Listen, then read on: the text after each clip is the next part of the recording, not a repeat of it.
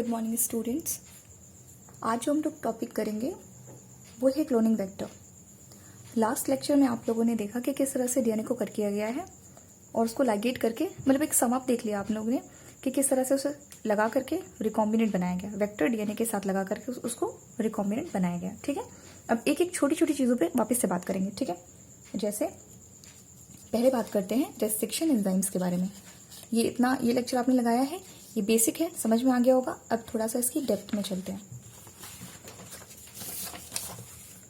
इससे पहले मैं एक वीडियो बना रही थी आप ही लोग के लिए, वो ख़राब हो गया था, इसलिए वापस से कंटिन्यू किया है, इसलिए ये 2 वर्ड लिखे हुए हैं पहले से। ठीक है, तो आपको जो रेस्ट्रिक्शन एंजाइम्स मिलते हैं कहाँ से मिलते हैं? बैक्टीरियल सेल से मिलता है। ठीक है, बैक्टीरियल सेल में रेस्ट्रिक्शन एंजाइम्स क्या कर रहे हैं? देखो बेटा, क्या होता है ना, ये आपका बैक्टीरियल सेल है, कभी कभी इस पर वायरस का अटैक होता है। किसका? वायरस का अटैक होता है। ठीक है, और वो वायरस बैक्टीरिया पे अटैक करता है, उसको क्या कहते हैं? बैक्टीरियोफेज कहते हैं। पता है ना ये चीज़? ठीक है, तो आपको पता है बैक्टीरियोफेज कैसे काम करता है? इसके पास क्या होता है? डीएनए होता है ना, डबल स्टैंडर्ड डीएनए होता है। ठीक है, अच्छा कहाँ से याद रखोगे? ये आपने हाशियन चीज़ के एक्सपेरिमेंट में किया हुआ है। ठीक है, वहाँ से याद रख सकते हो। फिर क्या होता है, तो ये करता है क्या बेटा, इसके अंदर जैसे हम लोग के पास है ना वो रेट्रोवायरस आता है ना हमारी बॉडी में, HIV वाला, तो वो क्या करता है हमारी बॉडी में आकर के रेप्लिकेट करेगा, फिर अपनी कॉलोनी बना लेगा। कॉलोनी बोले तो बहुत सारा मल्टीपल कॉपीज़ बना लेगा, वैसे ये काम करता है। ये क्या करता है, इसकी मशीनरी को यूज़ करके अपनी खूब मल्टीपल कॉपी बनाता है और इसकी ऑलमोस्ट किलिंग होती है। ठीक है ना, तो जब ये एंटर कर जाता है तो ये आपका न्यूक्लियड वाला एरिया जहाँ पे आपका सेल का बैक्टीरिया का डीएनए पड़ा है। आपको पता है एक्स्ट्रा क्रोमोसोमल मटेरियल होता है बैक्टीरियल सेल में, जिसे हम कहते हैं प्लाज्मिड। ये भी पता होगा आपको, लास्ट क्लास अगर आपने करी है, और ऐसे भी पता होना चाहिए। ठीक है, एक्स्ट्रा क्रोमोसोमल मटेरियल है। तो क्या होता है, जैसे हमारे बॉडी में मास्ट सेल होते हैं, है ना, हिस्टामिन रिलीज करते हैं। ठीक है, बताते हैं कि अच्छा ठीक है अटैक हो रहा है, कुछ एलर्जी आ रही है, वैसे ही यहाँ पर है।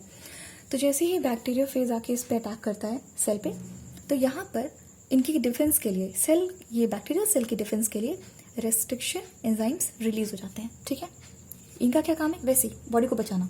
तो ये क्या करते हैं, ये जा करके जो इसका बैक्टीरियोफेज का जो डीएनए है उसको जाके ये जगह जगह से उसे क्या करते हैं? कट कर देते हैं। अच्छा, ये जगह जगह क्या थी? इस जगह जगह का मतलब था कि रिकॉग्नाइज करके, है ना, रिकॉग्नाइज करके या रिकॉग्निशन सीक्वेंसेस को खोज करके वहाँ कट लगा देंगे। ठीक है, फिर ये डीएनए रेप्लिकेट नहीं कर पाएगा। जैसे ये रहा आपका डीएनए, आपको रिकॉग्निशन एरिया मिला, आपने यहाँ कट कर दिया, यहाँ कट कर दिया, यहाँ कट कर दिया, यहाँ कट कर, डैमेज कर दिया पूरा डीएनए आपने, है ना। तो फिर ये कैसे काम करेगा? ये रेप्लिकेट नहीं करेगा।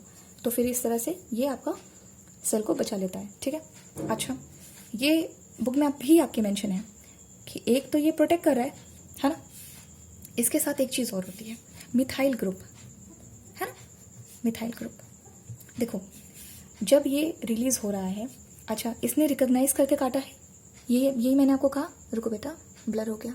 ओके, आपका रेस्ट्रिक्शन एंजाइम क्या करता है? वो रिकॉग्नाइज करके कटता है। ठीक है, रिकॉग्नाइज कर लेगा सीक्वेंस को, उसके बाद उसे कट कर देगा। ठीक है, ये सेम काम अपने डीएनए के साथ भी कर सकता है ना, है ना, जो इस बैक्टीरियल सेल का डीएनए उसके साथ भी ये काम कर सकता है। इस वजह से कहीं ये एकदम आकर के हमारी सेल के डीएनए को अटैक ना कर दे, इस वजह से मिथाइल ग्रुप भी रिलीज होता है। जैसे ही आपके रेस्ट्रिक्शन एंजाइम्स एक्टिवेट हो जाते हैं, कैसे? बैक्टीरियोफेज के आने पर, अटैक करने पर, वैसे मिथाइल ग्रुप भी एक्टिवेट हो जाता है। ठीक है, और ये रेस्ट्रिक्शन एंजाइम्स जो हैं, इनका जो भी नाम है या जिस भी कोडिंग के साथ ये आते हैं, जैसे सपोज एग्जाम्पल देखो, सपोज ये अपना CCTT ये ऐसा पहचानते हैं। ठीक है, ये इसका रिकॉग्निशन साइट है, यानी कि ये बस ये 4 लेटर समझ सकते हैं। ठीक है, अब इस वाले डीएनए में जहाँ पे भी इनको ये 4 लेटर्स दिखाई देंगे, ये 4 न्यूक्लियोटाइड दिखाई देंगे, ये काट देगा। बात समझ में आई? तो ये क्या करता है, लेकिन ये जो 4 लेटर्स हैं, तो क्या इसी न्यूक्लियोटाइड से मिलकर के तो ये डीएनए भी बना होगा ना, है ना, तो वो अपने भी डीएनए पर अटैक कर सकता है। इसी वजह से क्या होता है, मिथाइल ग्रुप जाके उसको बचाता है। जहाँ जहाँ पे ये साइट रहती है, वहाँ पे जाके मिथाइल ग्रुप अटैच हो जाता है। ठीक है, इससे क्या होता है, ये पहचान नहीं पाता उसको, है ना। बात समझ में आई? यानी अपने ही डीएनए को कैसे बचाना है और दूसरे को कैसे किल करना है। मिथाइल ग्रुप बैक्टीरियल सेल के खुद के डीएनए को सेव करता है वहां पर मिथाइल ग्रुप अटैच करके, ताकि वो रिकॉग्नाइज ना कर सके, और आपका जो प्लाज्मिड, आपका जो ये है जो आपका कंप्लीट सेल है वो भी बच जाए, है ना, बैक्टीरियोफेज से। आगे चले, चलो।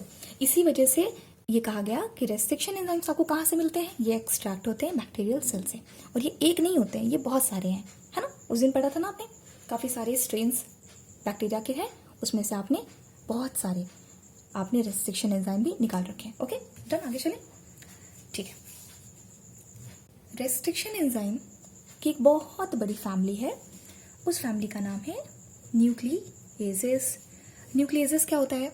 न्यूक्लिएजेस का मतलब होता है आपके जेनेटिक मटेरियल या कह दीजिए न्यूक्लिक एसिड को डाइजेस्ट करने वाले एंजाइम्स के ग्रुप का नाम है ना, ये उसके ग्रुप का नाम है। अच्छा, अब डाइजेस्ट आप कहाँ से करेंगे? दो तरीके हैं, बताया था, एक्सो है ना, बाहर से, एंडो अंदर के साइड से, है ना। डीएनए को आप कट करते हैं तो आपका इस तरह से नाम पड़ जाता है, ठीक है। अच्छा, न्यूक्लिक एसिड आपके पास कौन कौन सी है? एक आपका डीएनए होता है, एक होता है आरएनए होता है, समझ गए ना। तो इस वजह से डायरेक्टली हम इसका नाम क्या रख देते हैं? न्यूक्लिएसिस, है ना। इसलिए रेस्ट्रिक्शन एंडो न्यूक्लियस कहा जाता है। यहाँ तक क्लियर है? और पीछे चले, हमने क्या पढ़ा है? यहाँ तक सब क्लियर हो गया? पैलिंड्रोम पे आए, रुको बेटा मेरी चेयर। ओके, पैलिंड्रोमिक सीक्वेंस, चलो वापस चलते हैं। तो अभी एक्सो का हमें कोई काम नहीं है, ठीक है, उस पर ध्यान मत दो, एंडो पे ध्यान देते हैं, क्योंकि हमें डीएनए बीच से कट करना है, ठीक है। एंडो क्या करता है? एंडोन्यूक्लियस ये पहले तो आइडेंटिफाई करता है, आप आइडेंटिफाई करेंगे, क्या आइडेंटिफाई करते हैं? Palindromic sequence.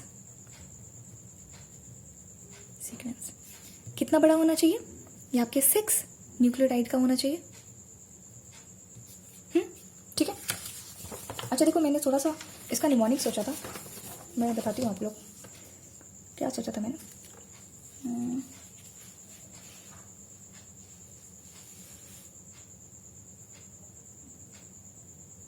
मैं फिर से भूल गई क्या निमोनिक सोचा था। देखो, इसे कुछ ऐसे बना सकते हो बेटा, देखो कैसे बताऊँ तुम्हें। चलो ठीक है, अभी जाते जाते देख लूँगी, ठीक है। मैं बनाई थी, मैं भूल गई, फिर से भूल गई, ठीक है। हाँ तो चलो, यहाँ तक सब क्लियर है। आपको एक इकोराई 1 मिल गया था, है ना। इससे आपने सीक्वेंस को कट कर दिया। अच्छा, रीडिंग बता दूँ मैं आपको पहले। पैलिंड्रोमिक सीक्वेंस की जो रीडिंग है, ये है आपका सपोज CT आग। देखो मैंने ऐसा क्या सोचा था, मैं तुम्हें रफली बताती हूँ। हाँ, CT है ना, CT की टी है ना, CT की चाय है ना। CT की चाय कैसी? हॉट होती है, गर्म होती है, हाँ। तो गर्म से कुछ आग जैसा कुछ इमेजिन कर सको तो CT की चाय है ना। वैसे गांव की चाय भी ऐसी होती है, बट याद करने का तरीका है। CT की चाय कैसी होती है? गर्म होती है ना, क्योंकि वो गर्म क्यों है? आग से फटाफट निकाला गया है ना। मैं इतना क्यों फोर्स कर रही हूँ कि इसे याद कर लो, इसे याद कर लो, क्योंकि ये इकोराई 1 का सीक्वेंस है। पूरी बुक में आपको इकोराई, आपका एंडोन्यूक्लियस को याद रखना है, रेस्ट्रिक्शन एंजाइम भी आपको याद रखना है, और ये इसका पर्टिकुलर सीक्वेंस है, ये इसी को आइडेंटिफाई कर सकता है, बाकी सबके लिए अंधा है वो। बात समझ रहे हैं? तो भाई जिसकी वो रीडिंग कर सकता है वो तो आपको याद करना पड़ेगा, इस वजह से मैं इसको फोर्स कर रही हूँ। C का उल्टा G, T का A, T का A का T, A का T, और इधर G का C, ठीक है। कुछ उल्टा पुल्टा हो गया तो देख लेना, वैसे ऐसा कुछ है नहीं, समझ गए। तो देखो, इसमें सपोज ये 5' है और ये 3' है, ये 3' है और ये 5' है, ठीक है। देखो, हमारे जब भी हम DNA की रीडिंग करेंगे या न्यूक्लियोटाइड की रीडिंग करेंगे, हमें पोलैरिटी बहुत मैटर करती है ना। पैलिंड्रोमिक कैसे हुआ ये?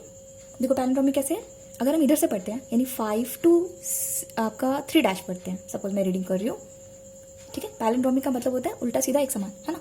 दाएं से बाएं से एक सा लगना चाहिए, ठीक है। जैसे गगन है ना, मलयालम बुक में दिया हुआ है। और कैसा होता है, जलज है ना, ये सब हिंदी वाले हैं, इसे हिंदी में लिखोगे तो ये ऐसा आएगा। आगे चले, देखो GAATTC, GAATTC, सही है ना। अब आप कहोगे कि सबका क्या ऐसे ही बन पाएगा, बना के देख लेना, सबका ऐसा नहीं बनता, ठीक है। ये आपका होमवर्क है, बना के देख लेना। आप कहोगे मैं तो कोई भी लिख दूं और सबका पैलिंड्रोमिक बनता है, बना के देख लेना आप, ठीक है। 5 to 3 पढ़ना, इधर से भी सेम आना चाहिए, इधर से 5 to 3 तो भी सेम आना चाहिए।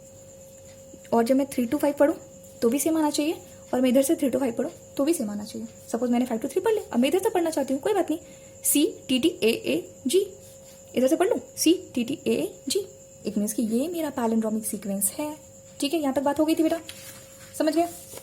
उल्टा सीधा एक समान, बचपन में तुम लोग बहुत सीखते थे, ऐसा करते थे। वापस आते हैं, वापस इसके बाद हम लोग आए हैं वेक्टर। चलो वेक्टर पे आते हैं।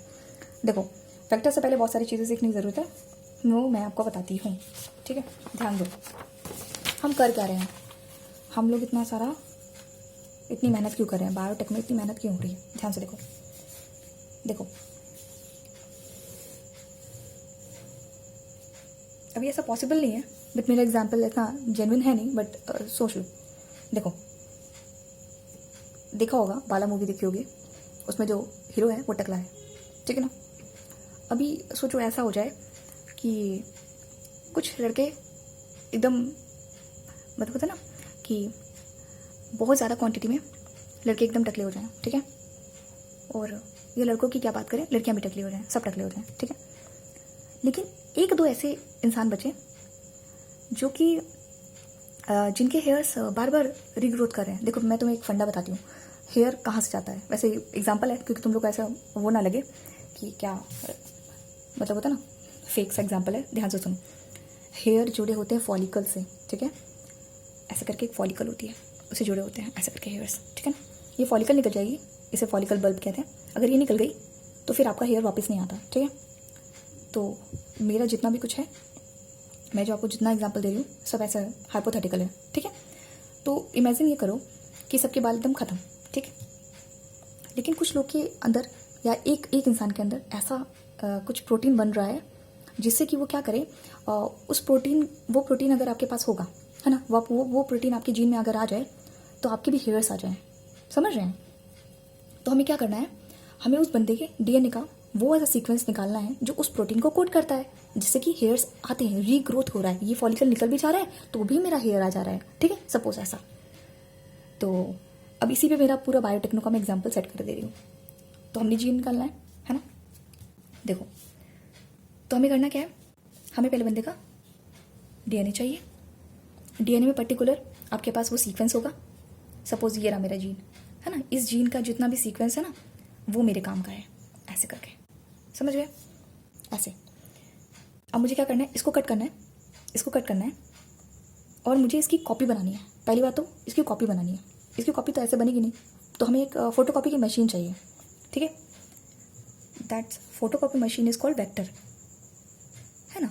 ये जो वेक्टर है ये मेरा फोटो कॉपी का मशीन है, समझ गए, ये मशीन है, ठीक है। अब हमें क्या करना है, इसको कट करके इस मशीन के अंदर लगा देना है। हाँ समझ रहे हो, असली में देखोगे तो फोटोकॉपी की मशीन के ऊपर आप पेपर रखते हैं, बट एक्चुअली यहाँ पे क्या है, आप सपोज इसको क्या करो, इस मशीनरी के साथ ही लगा दो, ठीक है। जितनी बार ये वेक्टर घूमेगा ये रेप्लिकेट करता है। अभी आप ध्यान से सुनते रहो। इस मशीन की खासियत क्या होती है कि ये बहुत सारी कॉपी बना सकता है अपनी, ठीक है। जैसे फोटोकॉपी में कॉपी बनती है ना, वैसी कॉपी बना सकता है।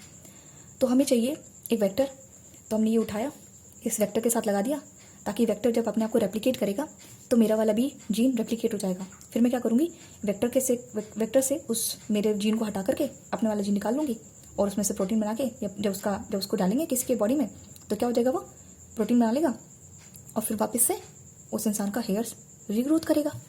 बात समझे।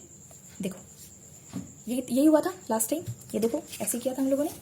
वापस चलते हैं, देखो कंसेप्ट बहुत ज़्यादा इंपॉर्टेंट है इसलिए धीरे धीरे करके समझाऊंगी, ध्यान समझो।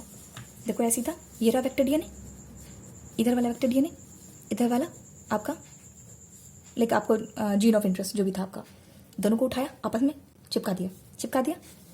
देखो इसको मैंने अभी ऐसे बना रखा है, क्या मैं इसी को ऐसे बना दूँ, ऐसे गोल कर दूँ?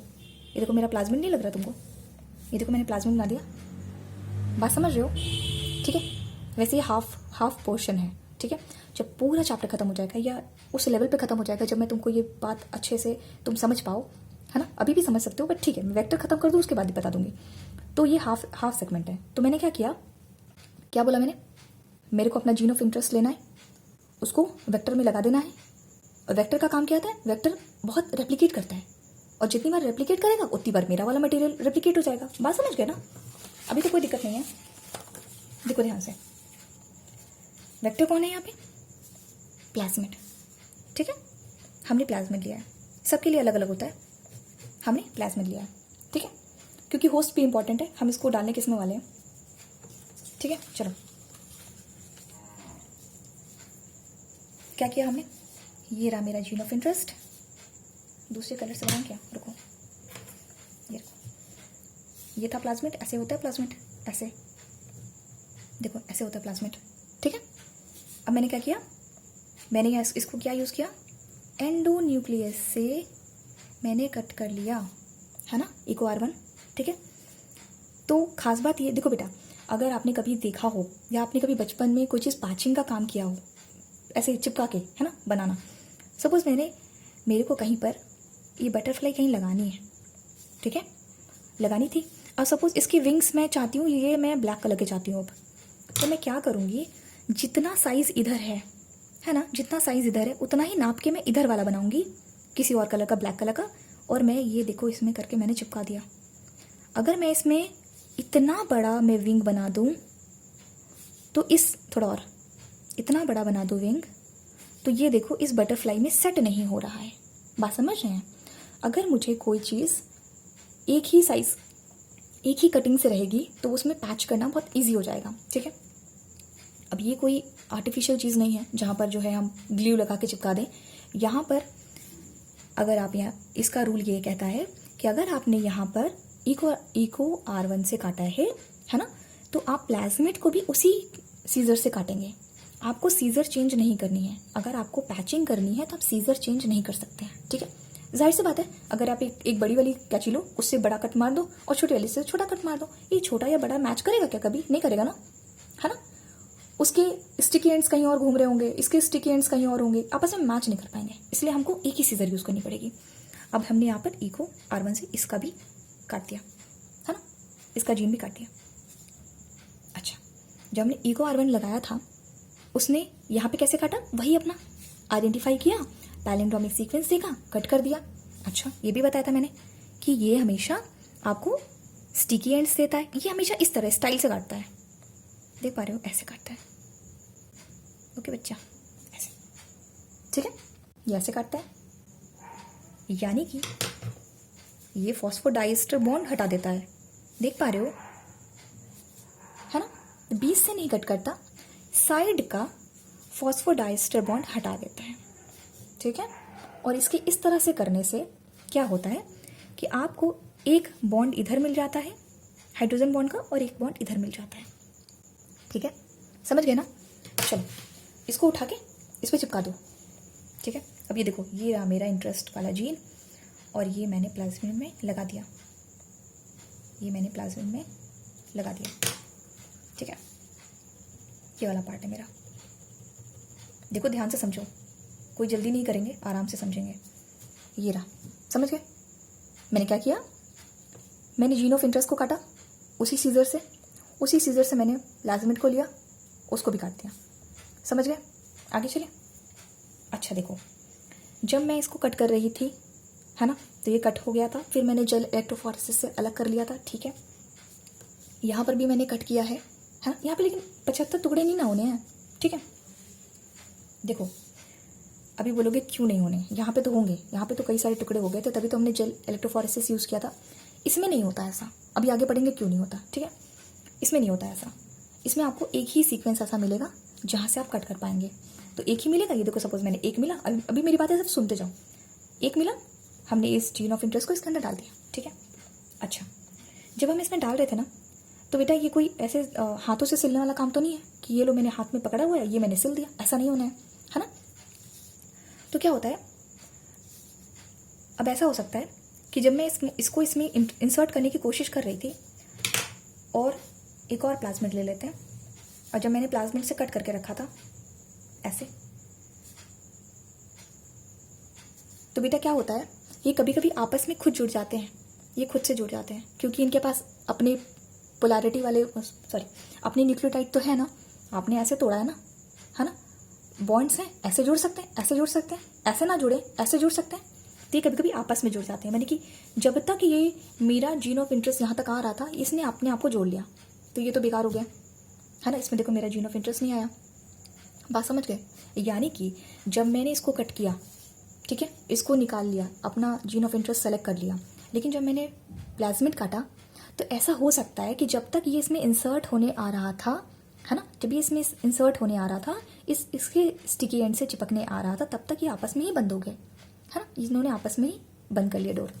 तो ऐसा भी हो सकता है, ठीक है। ये जो प्रोसेस है जहाँ पे मैं अपना जीन ऑफ इंटरेस्ट प्लाज्मिड के अंदर डालने की कोशिश करते हैं, इस प्रोसेस को कहते हैं ट्रांसफॉर्मेशन। क्या कहते हैं? ट्रांसफॉर्मेशन। समझ गए बेटा? ठीक है। अच्छा, वापस चलें। ये बात समझ में आई? जीन ऑफ इंटरेस्ट जब मैं प्लाज्मिड के अंदर डाल देती हूँ तो इस टेक्निक को हम कहते हैं ट्रांसफॉर्मेशन। ठीक है, चलो पीछे चलते हैं।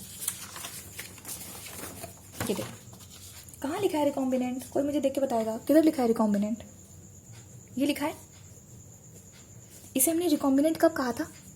हमने इसे रिकॉम्बिनेंट तब कहा था जब ये वेक्टर डीएनए के साथ मेरा जीन ऑफ इंटरेस्ट सेट हो गया था। मेरे वेक्टर डीएनए के साथ मेरा जीन ऑफ इंटरेस्ट सेट हो गया था, तो मैंने उसे कहा था रिकॉम्बिनेंट डीएनए, ऐसा कहा था मैंने। वापस चले तो क्या मैं यहाँ पे बोल दूँ कि ये देखो मेरा gene of interest vector DNA के साथ सेट हो गया है, तो क्या मैं इसे रिकॉम्बिनेंट कह सकती हूँ? है ना, क्या मैं इसे रिकॉम्बिनेंट कह लूँ? ये आपका रिकॉम्बिनेंट है, रिकॉम्बिनेंट पार्ट है जिसमें ये लग गया है, इसे मैं कहती हूँ रिकॉम्बिनेंट। अभी वो डीएनए वाला पार्ट था ना, है ना, इसे मैं रिकॉम्बिनेंट डीएनए भी कह सकती हूँ। रिकॉम्बिनेंट देख लेना, स्पेलिंग देखना बेटा, कुछ कर लगेगा एक एन लगा, ठीक है। रिकॉम्बिनेंट डीएनए कह लूँ या इसको मैं क्या कह लूँ? प्लाज्मिड कह लूँ, रिकॉम्बिनेंट प्लाज्मिड कह लूँ या रिकॉम्बिनेंट वेक्टर कह लूँ, चलेगा? वेक्टर है ना, ये तो मशीन है मेरी, ये तो मशीन है। समझ में आ गई बात? ये रिकॉम्बिनेंट हो गया। तो क्या ये रिकॉम्बिनेंट है? क्या ये रिकॉम्बिनेंट है? जब मैं अपना gene of interest vector DNA के साथ लगा देती हूँ, सेट कर देती हूँ, तो मैं उसे रिकॉम्बिनेंट कहती हूँ। क्या मेरा जीन ऑफ इंटरेस्ट इस वेक्टर के साथ कनेक्ट हुआ है? नहीं हुआ है, तो इट मीन्स कि इसका नाम क्या रख सकती हूँ मैं? इसका मैं नाम रख सकती हूँ रिकॉम्बिनेंट रख सकती हूँ, रिकॉम्बिनेंट रख सकती हूँ। समझ गए ना? रिकॉम्बिनेंट वेक्टर कह सकते हैं, ठीक है, समझ गए? अच्छा, और ये टेक्निक जब इसको मैं इसमें से इसको जीन ऑफ इंटरेस्ट को इसमें अटैच कर रही थी, तो ये ट्रांसफॉर्मेशन था। जब ऐसा हो गया है ना, जब ये ट्रांसफॉर्मेशन सक्सेसफुल हो गया है, तो इस वाले को हम ऐसे प्लाज्मिड को या ऐसे वेक्टर को हम ट्रांसफॉर्मेंट कहते हैं, ट्रांसफॉर्मेंट वेक्टर कहते हैं। समझ में आया? तो क्या मैं इसको नॉन ट्रांसफॉर्मेंट कह लूं? समझ में आ गई बात? ठीक है, ऐसी कंडीशन है, ऐसा हो सकता है, ठीक है। आगे चलें। रिकॉम्बिनेंट पता चल गया।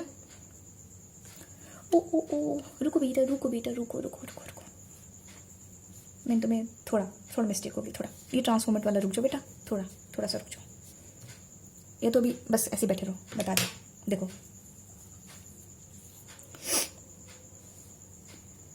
यहाँ थोड़ा मिस्टेक हो गया एक्चुअली, ये इसमें डाल दिया। रुको मैं फिर से लिख रही हूँ, देखो यहाँ से gene of interest plus plasmid, इसे हम कहते हैं रिकॉम्बिनेंट। यहाँ तक बेटा क्लियर है? ऐसे ही हुआ, जीन ऑफ इंटरेस्ट प्लाज्मिड में गया, हम रिकॉम्बिनेंट कह लेंगे, ठीक है। देखो दूसरा condition, gene of interest plasmid में ऐसे गया, प्लाज्मिड में नहीं गया, तो क्या हो गया? नॉन रिकॉम्बिनेंट, ठीक है। सारा दिक्कत आ गया, मैंने इसको ट्रांसफॉर्मेशन यहाँ लिख दिया, ठीक है, पल भर के लिए भूल जाओ। अब देखो ट्रांसफॉर्मेशन क्या होता है। देखो अब इस प्लाज्मिड का बैक्टीरियल सेल में जाना, इस प्लाज्मिड का बैक्टीरियल सेल में जाना, मैं पहले सब काट देती हूँ वरना तुम लोग कंफ्यूज हो जाओगे। देखो मैं लिख देती हूँ, वापस लिखती हूँ। रिकॉम्बिनेंट नॉन रिकॉम्बिनेंट समझ में आ गया। थर्ड कंडीशन देखो, देखो अब खाली प्लाज्मिड लिखा है, देखो बेटा खाली प्लाज्मिड लिखा है, ठीक है, प्लाज्मिड प्लस बैक्टीरियल सेल में जाने को हम ट्रांसफॉर्मेशन कहते हैं। गलती हो गई थी मेरे से, ट्रांसफॉर्मेशन कहते हैं, ठीक है। या इसको ऐसे कर लेते हैं, रुक जाओ, plasmid plus gene of interest. अब सही है, अब ज़्यादा बेटर है। क्या बोला मैंने? Plasmid plus gene of interest, यानी कि रिकॉम्बिनेंट वाला इसके अंदर चला जाएगा, बैक्टीरियल सेल में जाएगा तो ट्रांसफॉर्मेंट कहलाएगा। थर्ड और फोर्थ वाला देखो, फोर्थ कंडीशन देखो, ओनली प्लाज्मिड, ठीक है, जिसमें मेरा जीन ऑफ इंटरेस्ट नहीं है, अगर वो बैक्टीरियल सेल में चला जाए तो मैं उसे कहूँगी नॉन ट्रांसफॉर्मेंट। समझ गए? प्लीज़ प्लीज़ प्लीज़ इन 4 बातें ध्यान से रखना, ध्यान से। देखो मैं रिपीट करती हूँ, मेरी गलती है, मैं रिपीट करती हूँ, ध्यान से देखो। मैंने क्या कहा? मेरा जीन ऑफ इंटरेस्ट अगर प्लाज्मिड में चला जाता है तो मैं उसे कहती हूँ रिकॉम्बिनेंट वेक्टर। इतनी बात ठीक है? वेक्टर, ठीक है। मेरा जीन ऑफ इंटरेस्ट प्लाज्मिड में नहीं जाता है तो मैं उसे कहती हूँ नॉन रिकॉम्बिनेंट। ये भी ठीक है, ओके। आगे चलें।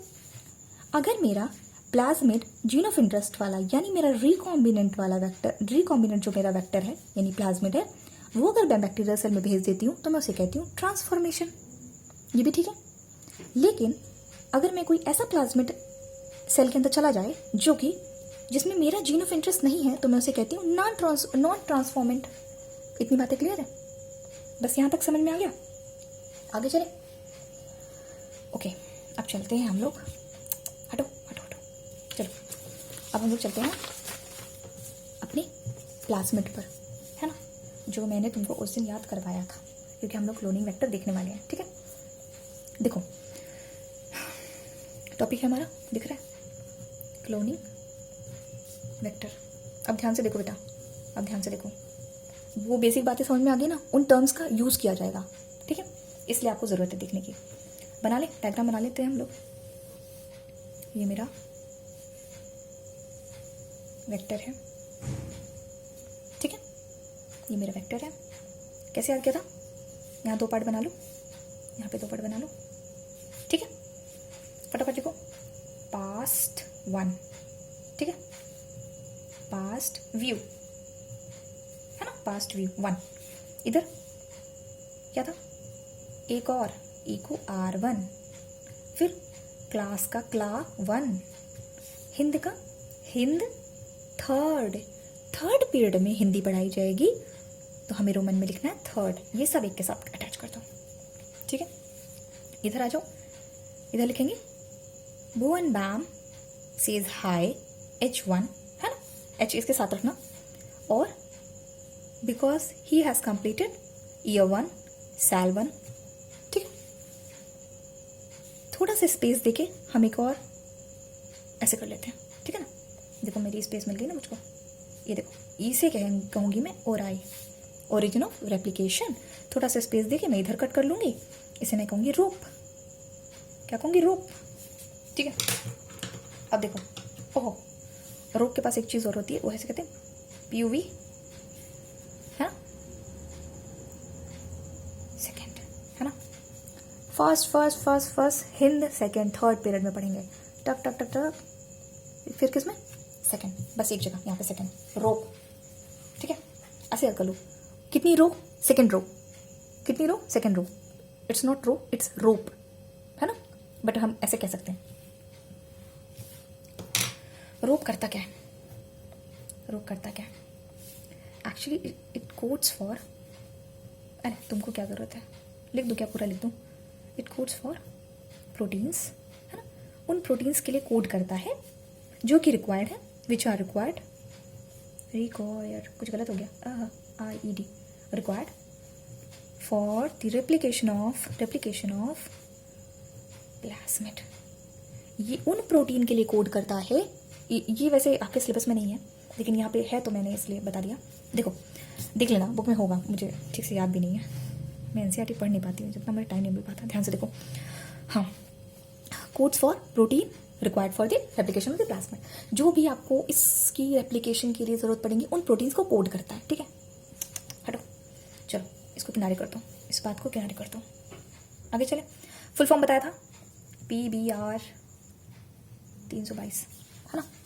चलो इसमें करना क्या है, हम इसे क्लोनिंग वेक्टर कह रहे हैं क्योंकि ये वेक्टर है। वेक्टर तो है ना, वेक्टर है क्योंकि ये फोटोकॉपी की मशीन है। क्लोनिंग क्यों कह रहे हैं, क्योंकि ये तो फोटोकॉपी करके देगा हमको, क्योंकि ये क्लोनिंग करके देगा। अगर मैंने इसमें अपना जीन लगा दिया तो ये क्लोनिंग करके देगा। हटो भाई, ठीक है, ये क्लोनिंग करके देगा, है ना। That's why we are calling it cloning vector. और भी बहुत तरीके के वेक्टर होते हैं, बट आपके कोर्स में नहीं है, उसे कुछ नहीं ध्यान देना। क्या है आपके पास, क्लोनिंग वेक्टर। ऐसे वेक्टर जो क्लोनिंग कर सके, जो मल्टीपल कॉपीज बना सके, ऐसे वेक्टर्स को हम क्लोनिंग वेक्टर कहते हैं। कुछ भी रट्टा मारने वाली चीज़ नहीं है, वर्ड से डायरेक्ट डेसिफर हो रहा है, समझ गए। अच्छा, जो ओरिजिन ऑफ रेप्लिकेशन होती है ना, ओरिजिन ऑफ रेप्लिकेशन होती है, ये डोर है। ये डोर बताएगा, ये डोर जितना चौड़ा होगा उतनी ज़्यादा कॉपीज़ बनेंगी, समझ गए। ये डोर जितना ज़्यादा चौड़ा होगा उतनी ज़्यादा कॉपीज़ बनेंगी, ठीक है। बैक्टीरियोफेज में बहुत ज़्यादा कॉपी बनती है, प्लाज्मिड में थोड़ी कम है ना। देख लेना, इसका ये सब रीडिंग का पार्ट है, ध्यान से मेरी बात सिर्फ सुनते जाओ, ठीक है। तो ओरिजिन ऑफ रेप्लिकेशन समझना है। ओरिजिन ऑफ रेप्लिकेशन का क्या मतलब, और का मतलब क्या होता है, origin of replication. Origin of replication यानी कि कितनी कॉपी बनेगी वो ये डोर डिसाइड करता है। इस वेक्टर का ये डोर डिसाइड करता है, कौन, जिसका नाम है ओराई। वो बताएगा कि भाई साहब कितनी कॉपी बनानी है, मैं बताऊंगा तुम लोग को, तुम बिल्कुल परेशान मत हो। बात समझ गए, आगे चले। अब आगे चलते हैं हम लोग सेलेक्टेबल मार्कर पर। कुछ फीचर्स है ना, देखो क्लोनिंग वेक्टर कैसा होना चाहिए। देखो बेटा थोड़ा सा देखो बुक में कहीं फर्स्ट पैराग्राफ में होना चाहिए ये चीज़, या कहीं तो लिखी होनी चाहिए। जो आपका क्लोनिंग वेक्टर होता है आपकी ज़रूरत के हिसाब से, है ना। जिससे आपको पता होगा बेटा, जब आप कभी वो लेने जाओ, प्रिंटर सपोज, अभी मैं इसको फोटोकॉपी मशीन बोल रही थी, मैं प्रिंटर बोल रही हूँ, समझ जाओ, है ना, क्योंकि हमें मल्टीपल कॉपीज चाहिए। तो चलो प्रिंटर समझ लो। जब आप प्रिंटर लेने जाते हो, ठीक है, तो आप सोचते हो कि वैसे प्रिंटर में हाई कॉपी नंबर नहीं होता, वो होता है फोटोकॉपी वाली मशीन।